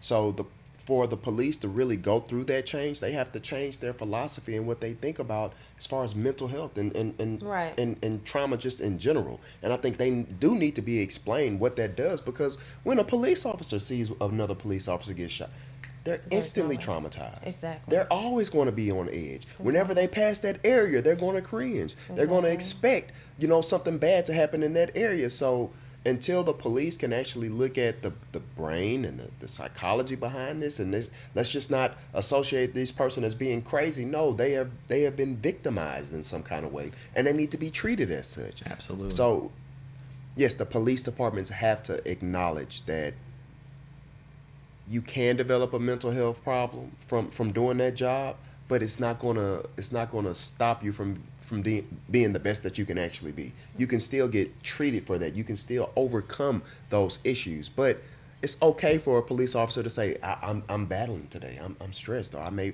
have PT. Maybe you don't need to be on your shift today. That has to be something that's normalized within that community. If you're already stressed and overwhelmed, maybe I don't need to put you in a more stressful environment and make you have to respond to something that could be a lot more stressful. I was seeing a few firefighters, and he was just kind of explaining to me the most horrible thing that he saw was a dead baby. And he said he had to just, every time he passed that highway, he saw that dead baby. And it's like, well, if that's something you're experiencing, have you decided to tell your captain? He's like, no, I can't, because I don't want to miss out on a promotion. I don't want them to feel like I'm unfit to do my job. I don't want them to think that I can't separate work from helping somebody. And I'm like, that's just... But don't we do the same thing here? We do. Right? Like, y'all as my people that we work with, like, I mean, thank God y'all trust me, because you can come to me and say, man, I'm crying, I'm out, I'm stressed, I'm overwhelmed. And what do I say? I'm always like, I want you to tell me, because that doesn't mean I don't think you can do your job. Yeah. Right? How many times have I said that? So many. I think, but that takes leadership. And I'm not patting myself on the back. I've been trained. I have degrees in it. It's not because I'm special. No, you I'm understand. not any more special than anybody else. I'm not any more gracious than anybody else. No. Number one, that's all Jesus. But number two, I just have the training and education to be able to do it. And I want for us to realize that, yes, it's about racism. And yes, racism is a huge issue. But another part of that puzzle and another huge piece of it is the leadership that is in charge of our policing, that is in charge of our black communities, that is walking around saying Black Lives Matter, who's making these websites. They're hurting us all by not giving us what we need in support, by not treating us and teaching us and holding us accountable to what our needs are and what the facts are. We're getting left and right dialogue from all over the place with mixed information that's not accurate, and then the leadership's not leading, right? They're not doing what they're supposed to be doing. So I think that, if you have 5 shifts, for example, right, one of those shifts should be de-escalation techniques and hand-to-hand tactics. Right. But I also think that in many instances they're operating outside of their scope of practice. Oh yeah, and that's something, as clinicians, that we are very careful about, at least here, not to operate. There are certain clients that I won't see. I think that a lot of the issues that they face are not policing issues. They're social work issues. Yeah, and Shreveport just did a huge thing where they changed some of that, They did. And a lot of people don't like it, and a lot of people who understand it understand the Exactly. policies in which they did. Exactly. You're not going to show up to a 16-year-old kid's house who won't play his video games. Exactly. Like, I worked at a children's home. I've been there when the cops have shown up and slammed a kid on the ground, white, black. I've seen it all because he's being defiant to the parents. Right. And the cop look at the parent and say, well, if you whoop his, then he'd be straightened up. And it's like, this kid was just traumatized by these adults, Right. has been traumatized his whole life, and now Right. he's being defiant. He's 10, Yeah. and your answer is, Whoop his butt. him. I've and been there too. Right. I've seen if that you too. just whoop him, he'd do better. And the reality is like, just like we're talking about, it's not that easy, right? That kid's in a system that you just beating him doesn't solve the problem. Absolutely. You just telling a black man, listen and put your hands up and nothing will happen, it's not going to fix the problem. But realizing there are systemic changes that have to happen on both sides of the line, right, is really hard to have a conversation. Because like we talked about, Yes. as soon as you say Black Lives Matter, you get the response, all lives matter. Yes. And I want people to understand that is so insensitive. And if you want to not be heard, say that to the person. Because all that does is put the black person in fight or flight. Because all they're wanting you to do is validate their pain. Right. And you asked me on the phone, right? You said, Yes. well, why is it that people say that? Yes. And I said, people can't see through their pain to see your pain. Yes.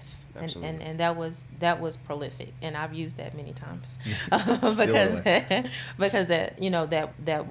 that puts a face on I hate to use the word enemy, but that puts a face on my enemy. When I understand that it's not that you are inherently racist, or it's not that you are afraid of your white privilege being revoked. It's that you really just can't understand. No, for sure. And so, like, white fragility, you hear that topic all the time. Like, Yes. it's kind of like obsessive or oppositional defiant disorder. It's just a label that's not really actually answering the question. What I mean is that I don't think white people are that fragile. I think white people are not as traumatized as black people, but so significantly traumatized as a culture themselves that nobody's recovered. Right? If you think about it, what I mean is like, you have systemic racism, you have slavery, you have poverty, you have Jim Crow, you have all these things that black people are certainly dealing with. But paralleled with that, as a white man in the white community, overall, just in life, nobody has it easy. Right? We've had 3 generations for the last 40 years of white men and black men going to war. Right? Our grandfathers, my grandfather went to Korea. He had PTSD. Every one of those guys who went to Vietnam, who went to World War I and II and Korea and all these wars, came back with post-traumatic stress disorder to a degree that they couldn't function, to the degree that they became alcoholics, that they were abusive to their spouses, to their children. They couldn't attach to their sons and daughters. They were addicted to all kinds of drugs and alcohol. Everybody's super messed up. And then you add the layer for black people of racism and systemic racism. So it is bad. It is worse for black people. I'm perfectly fine saying that as a white man, right? That's what white privilege is, that there is a systemic thing. What I want the African American community, and what we've talked about before, is to understand is that if that's the route you try to go to play the worst game before the other community's healed, without both people validating that they're both in pain, we're not going to get anywhere. Yeah, everybody's going to have their walls up. That's what I kind of talk to my clients about that are struggling in their marriage. Like, when you're upset, offended, or hurt in some type of way, I'm never going to see your perspective because you hadn't validated my feelings. And I think what happens with black people, we're so tired of seeking the validation that we don't know how to articulate it any better. There's no way that I'm going to see your perspective, and white people are so tired of having black people say, "Hey, I need this validation," that you just now it's a stalemate. You know, it's like a political stalemate. It's a societal stalemate that we recognize that there's a problem. You're telling me here's your problem. I'm telling you here's my problem, but nobody has a solution to it. And the younger people just aren't having it. Yeah, they aren't having it. They aren't listening. They don't care. Yeah. And it is exploding, in every direction. Man, I mean, both of those were such good points that I think people don't say out loud, right? That you don't hear. Because one is you're dealing with a lot of young people who are in a society of, like, all of them, black, white, it doesn't matter. They, and even us, right? We're pretty young relatively to probably the people that are out there. The old, the old people who are like, oh, you kids these days. That's how I feel some days. But they're a totally different breed of human beings than we were. Yeah. Yes. Right. So if you look at Martin Luther King, you look at these generations, like we talked about, riots. These things always happen with change. Yeah. Right. They shouldn't happen, but they happen because it typically doesn't get to the people who are responsible for it until something bad does happen. Absolutely. Right. That's not justifying it. That's not saying there's another way around. That's just the facts of history. But this generation, their ability to have resiliency and patience and insight, because they're coming off the backs of our parents, Right. whose parents were war torn and racist and dealt with all the things they've dealt with, and no one's recovered. No. But I'm gonna add something else to that. Please. I think their ability to feel entitled has honestly helped them, because a lot of those young people feel entitled to the same laws. They do. I feel entitled to the same rules. They do. Like, if this works for you, this should also work for me. They do. And that sense of entitlement hadn't been there before when we chastised them for having that sense of entitlement. But because they have that sense of entitlement, they want to be treated fairly. And they should be. It's of all races. I mean, it's of all races. And there's a positive side and there's a negative side, because they have that sense of entitlement and they don't have that fear. You see more groups now in the Deep South, where we are, of friend groups that are multi-ethnic, multiracial. Sure. And so that's the positive side, of it. The negative side of the entitlement is I'm afraid for my 15-year-old son, because he is not scared, and he feels as though I'm going to talk to you just like I would talk to my dad. He doesn't have that fear. And then you have children of other races who also feel that entitlement of not understanding and not being able to see through the pain. Right, because they're like, what are you talking about? Exactly. Racism and slavery, and Exactly. they're seeing, well, I got 3 black teachers and 5 black Exactly. coaches, and look at all the professional athletes and famous people. And I mean, that's the problem with social media too, and Twitter. Yeah. All the people who are out there, a large majority of the people out there with big voices are minorities right now. Right. So this younger population sees that and they think, well, What are y'all talking on the about? Caucasian side or non-minority side, it's like, what do you mean? Like, all we're hearing from is these people making millions of dollars who are super privileged for black people. And influencing the culture. Yeah. And being the majority of the cultural influences. Yeah, we're putting out Yeah. rap music. We're putting out these things. We're singing about things and talking about things that aren't good for the black community. But that goes back to kind of what I said with the media. The media gives the athletes Absolutely. or the rapper or the Exactly. singer the platform to say those things, so then people are desensitized. Yeah. How can you feel this way and you making millions of dollars and I'm only making $30,000 to $20,000 a year? Yep. But that's because the media only gives them that platform. If you just gave your regular Joe Smo, just regular average black man, the opportunity to share their experiences and allow them to hear, will allow us to hear what they have to say, we wouldn't even listen. Because we wouldn't even be concerned. Well, that's the sad part, man, and that's why I mean I couldn't. Jason's been, my wife's been killing me because the last 2 weeks, once we started talking about this, I was like, couldn't wait to have this podcast because I want y'all to have the opportunity to talk about it from a multi-layered, way of talking about it. But you're right. I mean, I was joking about the podcast, like I don't really care how many people listen to this or if we get a big following or a bunch of subscribers or whatever. I mean, I do care because I think it's good information. But compared to a podcast about sex or a podcast about some unhealthy version of relationships or entanglements, drama, right? You're not going to get near as many tweets. You're not going to get near as subscribers. 1 million people watch a video of a black guy getting shot, but I can't get you to watch this podcast about how we can help the culture so we're not all dying. Absolutely.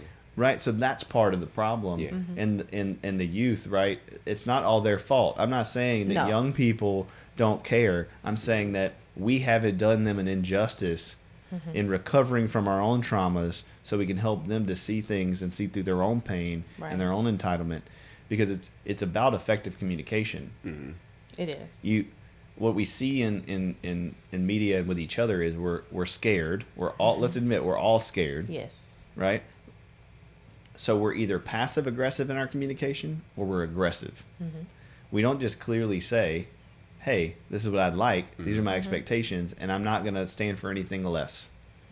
We're burning stuff down or we're not saying anything. And I'm with you. Like, let's protest. Let's stand for it. Let's march. Let's do the things we need to do. Right? Let's go to policies and procedures. But you can only do that in the areas in which you have a sphere of influence.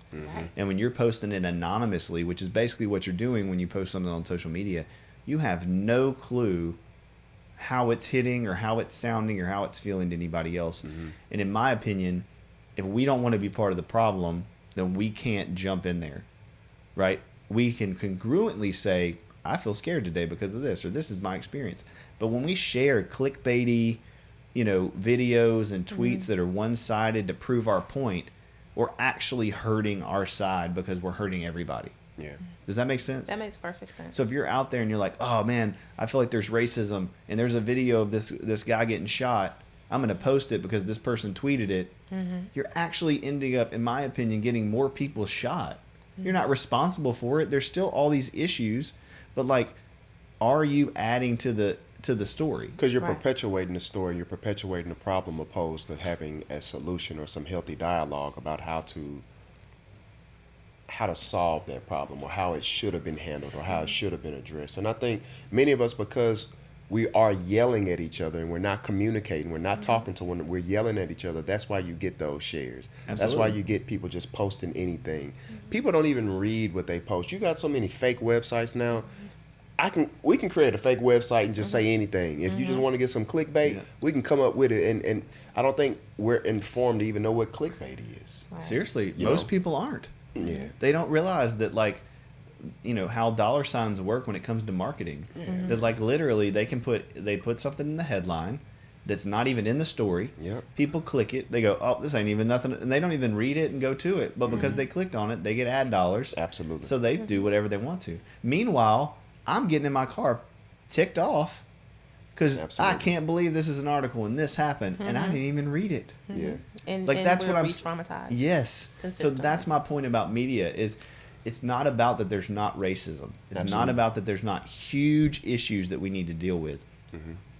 It's finding solutions by having conversations like we're having and hearing each other, validating each other's experiences, but also challenging and going, okay, that's 100% true. I hear you. But have you thought about it this way? Gotcha. But what I want people to understand, and y'all know this, preaching to the choir, when you communicate, if you're going to talk about racism, COVID, it doesn't matter.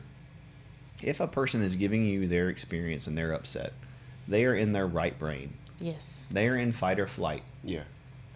If they're crying, if they're emotional, if they're yelling, if they're angry, right, they are in their right brain. And if you try to prove their point wrong or give them statistics or give them reasons in which their feelings are wrong, they're only going to escalate and give you more reasons why they're right. Absolutely. Because you're speaking logic, which is the left brain. Right.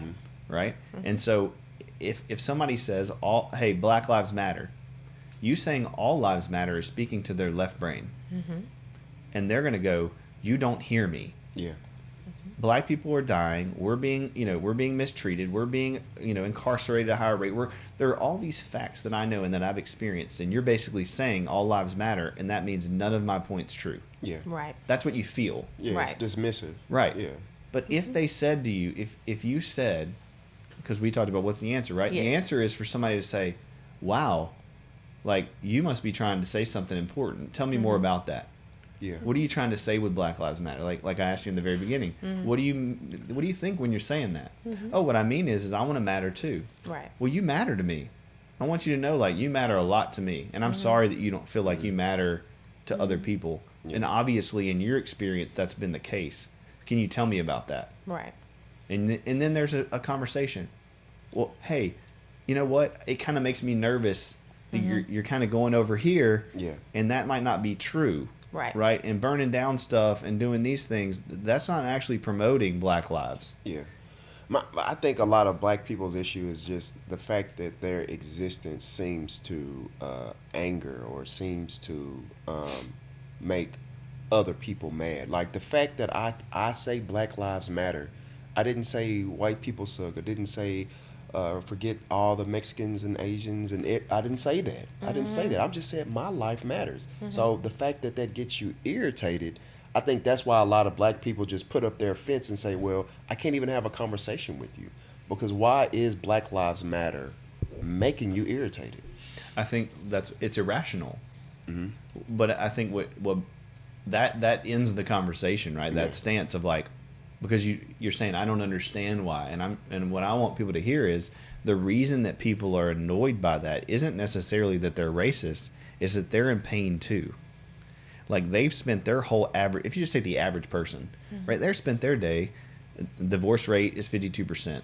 Somebody in their family's addicted. Somebody in their family's dealing with anxiety and depression. One of their kids is causing problems. They're probably 8 credit cards in debt. Like no one, they're obese, right? If you're talking about the average American, right? They're overweight. They have heart disease. Like they're just the subset of everybody, and they're dealing with all these heavy issues. And now they've not recovered from any of that. And now you're saying, hey, I want you to focus more on me than on any of the crisis and trauma that you're dealing with. And they don't have the capacity to do it. That's not, they should. Like, if we're going to should ourselves, right? They should, as a white man, I want to build myself up so that when someone's suffering and struggling, I have enough in my tank to hear whatever it is. Right. Right? That I want to work out, I want to eat right, I want to go to therapy, I want to recover, I want to know that I'm doing my work. So if my wife's upset or my kid's upset, whether it's fair or not, and especially as a Christian, I can be there in that moment for a brief amount of time where I put you before me. Right. I can get my needs met afterwards.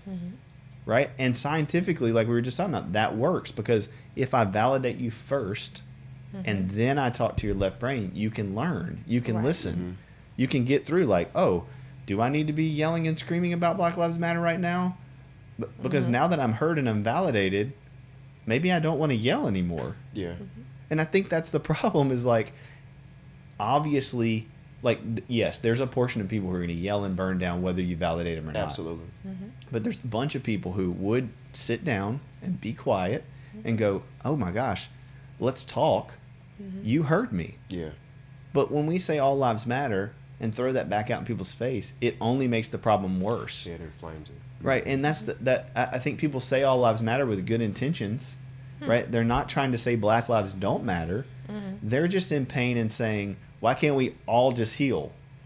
But they don't understand that we, just like the police officer who has the power, as a Caucasian who hasn't been in slavery and hasn't been in systemic racism, in my opinion, it does fall on me to have enough in my tank to listen for a second first, and then go and say, okay, like we literally just did it. Yeah. I mean, I kind of set this up on purpose. I let you guys tell your story for 45 minutes of the thing, and then I gave you some statistics that were hard to hear.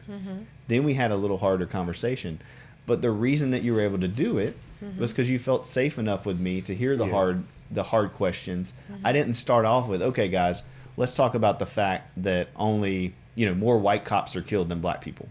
If I would have done that, this conversation would have went, even if you love me and trust me, what would have happened? It would have went left. Yeah. Right. Right. All the way left. Yeah. Right. Because not I because don't want to. yeah. You better get I it. didn't come for this. Right. But you were Let me able pull up my quote. Absolutely. But you were able to hear it because you felt safe enough long enough in the conversation where you knew my stance, you knew I loved you, you knew that I hear you and I believe you and I validate you. And then I could say, okay, that shooting stuff's not all the way right. Yeah. Right. But I think you speak to a bigger issue, though, Clint. I think what you said is that we're all hurting. We're all dealing with something. We all need therapy. We all need self-care. And until we can look inward and heal inward, I'm not going to be able to see another person's perspective. Because when you said that about all lives matter, I don't think any black people look at it that way. No, that's my first time ever even looking at it from the perspective of the average person, and their situation, specifically when we talk about Black Lives Matter, because the people that I see who are being killed or Victimized. harassed or victimized look like the people I love. Yeah. Absolutely. And so that it makes it very difficult for me to see it from that other. And that the other average perspective. person, their experience isn't Right. going around calling black people the N-word or seeing that or seeing this experience. It's like their experience is, I'm just living my life. I don't even know. Like on a day-to-day basis, they're not engaged in that stuff either. So when you show this extreme, this is how it is, they're all of a sudden like, hold on, how am I responsible for all this when I don't even see it on a daily basis? I don't engage in it. A lot of people don't engage. I think that's something that black people have, maybe not even struggle with, but just aren't knowledgeable of, that all white people aren't racist. Right. But we that's our defense mechanism, and that's just what our normal interaction have come to. I mean, if you see, for black people, if it's 10 white people, you can guarantee about 30 to 40% of them, are going to feel some type of way about your presence or you being there, and they're going to make it known and heard. And because that's been our experience for so long, we just, hey, Black Lives Matter. I'm not trying to hear no all lives matter stuff. I don't care about what's going on at your family's house, because this is what I'm experiencing, this is what I'm seeing. But until we can take a step back and say, well, do you ever struggle with anxiety, or how is your marriage, or are you struggling financially? Because those are issues that we all can relate to. Doesn't matter what you look like. If you're struggling with something, you're struggling with something. Until we can just get down to that core, like that core issue that you're struggling, and because you're struggling, you may not see my perspective in this. I'm never going to be heard. And I think the media does a good job of perpetuating that. Yeah, because they never say that. Yeah. Right? Like you just said, like, I mean, you guys are pretty trained people, and you've not heard this perspective that I'm talking about. Yeah. That's a problem. Right? The fact that the average black person hasn't been able to, because of safety and trauma, had that conversation with a white person or another person saying all lives matter and been like, okay, what does that actually mean? Because unless we're really close and like we are, they don't have the capacity to hear it, is what you're saying. And flip it, it's the same way for someone listening to Black Lives Matter. Yeah. The average white person, and I'm going to give my dad a shout out. He, for my whole life, right? I mean, I said the N-word like it was saying, stupid, or like it was saying silly, or like it was ridiculous. I lived in an all-white community. We had one African-American teacher. I didn't even know what it meant. It was just a word that I used to downgrade somebody else or call my friend, or in varying degrees. I wasn't around black people, maybe one black person at my mom's job, that was it. When I was 12, my dad got remarried, and I went and spent the night at a friend's house. And he was from Pineville, which was outside of my town, and had a couple of black friends over, another white kid. We were playing, and somebody pushed me down the couch, and I called him, the N-word, and it was like breaks, and everybody looked at me, and I'll never forget this kid's face, and it just broke my heart. I was always a very sensitive kid, and they sat down and explained to me, like, that's what this means. That's and I was just like. And I remember from that moment being like, I'm never, or at least going to work really hard to never say that again. But not everybody has that perspective or that lesson. But so I grew up understanding that. I started playing basketball, started playing sports, really connecting. And then when I joined the military, most of my friends were black. They were in the military. They were some of my favorite people. And that just organically grew through relationship. along the way, my parents were always, we were having these conversations. I'm going to seminary, you know, and we're having these race conversations. I'm going home, still hearing my Jesus following grandparents use the N word, not meaning anything by it. They go to church, they're deacons, they're everything. But in the, you know, late 80s, early 90s, like that was just ingrained in them. That's different than, you know, like a poor, you know, violent criminal is an N word. But there are black people, and there's a difference between the two, right? It's like white trash versus, you know, just a white person. But white people don't understand the implications of the differences in those words. Really? Does that make sense? Yeah. So my point is like, I saw them as good people, as great people, but they still had this historical stuff. So I'm getting immersed in all this, and I'm going back and having these debates and having these conversations like, hey, you don't need to say that. That's what this means. So they stopped saying it, right? And it took change. But my dad would always say, you know, things like, well, we're talking about white privilege, right? I've worked in a low income. He worked at the paper mill. He had black, you know, friends, son, and he's like, you know, this is just how they are. You're not going to tell me any different. I didn't have any extra thing than they did. I was poor. My dad was an alcoholic, and you know, all these things. And in one hand, he was totally right. His life was a mess. He had so much trauma and so much abuse and so much abandonment and so much neglect that he couldn't see that if a black person had that same stuff but also had racism and slavery, that it mattered that much of a difference. Yeah. Right. He was in so much pain from his trauma that he's going, you know, what do you mean I'm supposed to validate your feelings? Right. I'm crushed. My entire life has been traumatized. Does that make sense? Yeah. I'm so proud of Maria. I'm going to give him a shout out. As we've been talking about this, he's been watching this. And the one benefit, as terrible it is of seeing these things, is that in some ways you can't hide behind it anymore. And so he works at Procter & Gamble now. And he was telling me the story where, you know, he stood up and kind of said, hey, I've always been this one way or thought these things, but my opinion's changed. And I'm sorry for that. Like, it is different. And he was telling me this on the phone. And I was just super proud of him. Dad, I'm super proud of you for having that conversation. If you listen to this. But the reality is that there are people who are changing. Yes. There's a huge amount of white people who are validating and appreciating and learning and trying to be different. Yes. And we also have to give them some time. Yeah. No, right? I think with the climate that we're living in now, it's put it in your face. Like I made a video about this. Like if you say you don't care about racism, that's a choice that you're making. But to not know that it exists, there's no way that you don't know it exists. And now it's calling people to the altar to see, where do you really stand? You know, do you have these underlying issues, or just have you been ignorant? You know what I'm saying? Have you been around people where this is just your normal day-to-day routine? You know, for many black people, it's not our normal day-to-day routine to just talk about just white people and talk about just race. It's just not, you know what I'm saying? But for black people, that's what we think white people do all day. You know, we think y'all sit around in huddles in closets and in rooms and just down, and that's just not the case. Not You're not around enough black people to even care or to know or to feel that way. I may not be around enough white people to care, to know, or to feel that way. So no, it's not on my mind. And when I see you, that's not the first thought that comes to my head, but my actions. When I hear somebody else do it, I'm not correcting. Like that's something that I think we all can do a better job at as far as allying. You know, if you're going to ally, if you're going to talk about Black Lives Matter, if you're going to talk about not white lives, but all lives matter, then we have to just sit down and truly have a conversation, you know, and explain that perspective. What does that mean? Nobody that has been white has ever asked me, what does Black Lives Matter mean to you? Ever. I don't think I've ever had that. I don't know if someone has. It was Clint in a previous conversation. Yeah, but I don't think anybody else has ever just asked me, what does Black Lives Matter mean to you? This is the first conversation I've ever had where I discussed with someone who wasn't black what it's like being black in America. And again, we are master's level clinicians, you know, with licenses and, you know, but those aren't conversations we have. Yeah.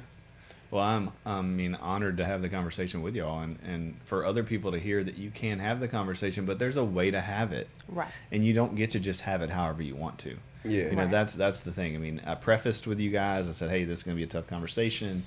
Y'all okay with it? Let's talk through it. Right. Because we already knew. And so if you're out there listening to this and you want to have a conversation with your black friends, if you want to have a conversation with your white friends, we all have to take personal responsibility to realize they got stuff going on that we could never know about. And to assume without allowing them to tell you is the first step in messing the whole thing up. Yeah. So if you're out there and you think you know what all lives matter means, or you know what Black Lives Matter means, until you sit down with the person over coffee or over dinner and you say, hey, let me be a safe space for you. I want to learn. I want to know what this means.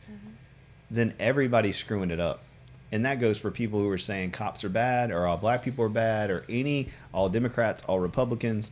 Like, anytime you're group thinking and putting a whole group of people in a category, it's wrong. Yeah. No Right. matter what.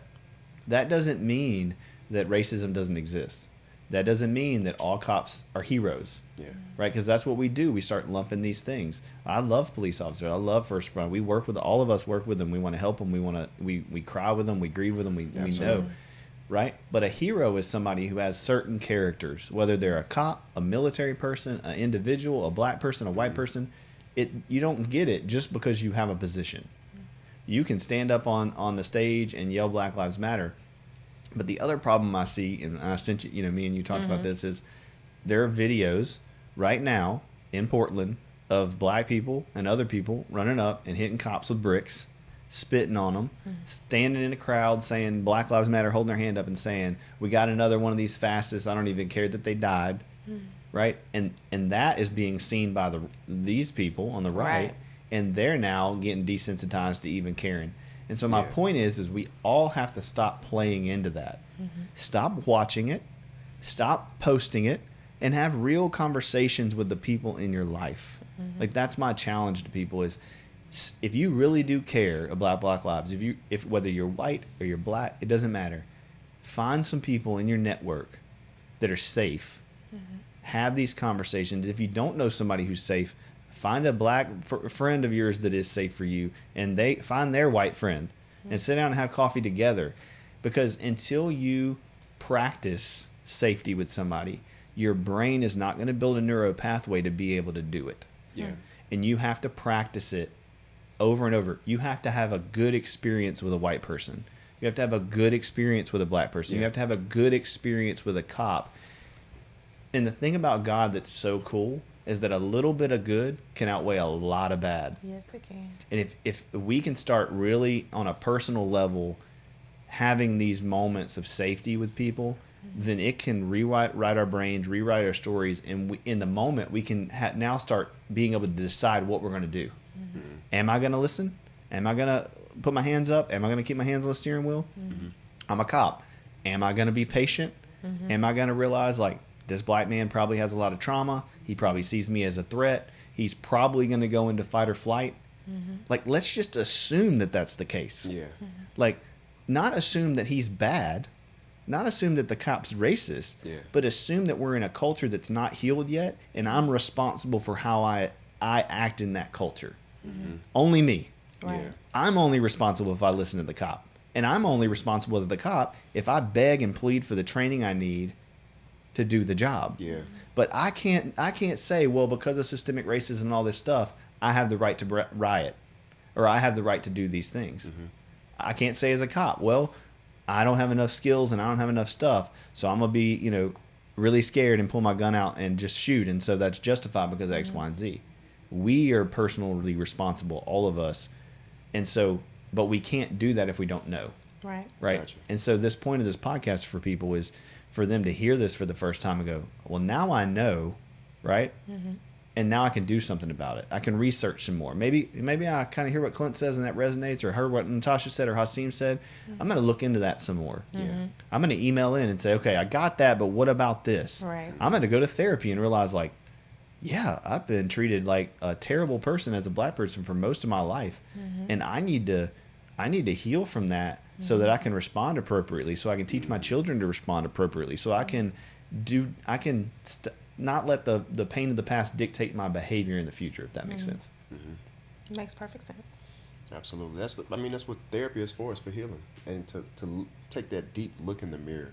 I think we all need that. Too many people just don't ever look in the mirror. They just respond and react to what they see and don't take a look at, well, how did you see that? Is there a reason why you saw it that way? Is there something that's going on with you as to why you reacted that way? And I think therapy is the perfect opportunity for you to look at yourself in the mirror and to have somebody to read your soul, to let you know what you're doing, what you're not doing right, and why you are responding the way that you are.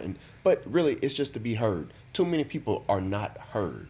They just go to work, they take care of their kids, pay their bills, and they never get an opportunity to get heard. So if you're listening to this, go see a therapist. Absolutely. We got some good ones here. You two are the best. We have the best here. We have a full staff of amazing therapists that can meet any need you have. Absolutely. Yeah. So we got about, 10 more minutes. We got. Tell me a little bit. It's called Asking Why. I like to ask people at the end of the podcast. What are some questions, and it doesn't have to be Black Lives Matter related or anything. What's a question, Natasha, that you're asking why about these days? Oh wow, I'm asking why everyone is so angry all the time. I'm asking why there seems to be such a big shift because it just didn't feel like this 10 years ago. Mm-hmm. It just didn't feel like this, and so I'm trying to figure that out. Yeah, I like to give you a quick answer, and I think that's the thing that's y'all been touching the whole time you've been here, right? That little black box that we keep on us, our cell phones.